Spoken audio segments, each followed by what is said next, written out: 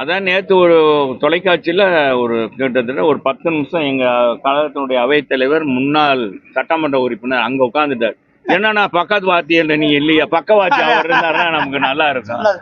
அது என்னன்னா அவர் 10 நிமிஷம் போட்டிருக்காங்க ஒரு தொலைக்காட்சியில். இது யாரு நீங்க? அவங்கள அந்த பொதுச் செயலாளர் கலந்து கொண்ட மீட்டிங் ஈரோட்டில் கலந்துருக்காரு, பொதுக்கூட்டத்தில் கலந்துக்கிறாங்க. அங்கே தாவக கொடியை காமிக்கிறாங்க, அதாவது தாவக தொண்டர்கள் நிர்வாகிகள் காமிக்கிறாங்க. நல்லா புரிஞ்சுக்கோங்க. அப்போ காமிக்கிறாங்க.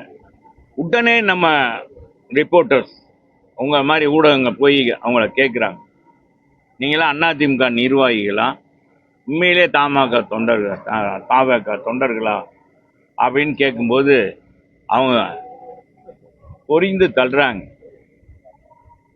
நாங்க விஜய், எங்க தலைவர் விஜய்க்காக குரல் கொடுத்தது அண்ணன் எடப்பாடியார், ஐயா எடப்பாடியார் தான் எங்களுக்கு குரல் கொடுத்திருக்கார்.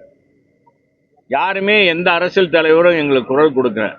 எங்களுக்கு குரல் கொடுத்து எங்களுக்கு எங்களுடைய சூழ்நிலையை எடுத்து சொன்னவர் அவர் தான். எனவே அவர் தான் அவர் வந்ததுனால நாங்களா வந்து நான் இந்த மாதிரி நிர்வாகியா உங்க கார்டை காமிக்கின்றாங்க. அவங்க உறுப்பினர் கார்டை காமிக்கிறாங்க, அந்த இதை கார்டு காமிக்கிறாங்க. இதுக்கு பிறகு நீங்க கேள்வி கேட்கலாமா?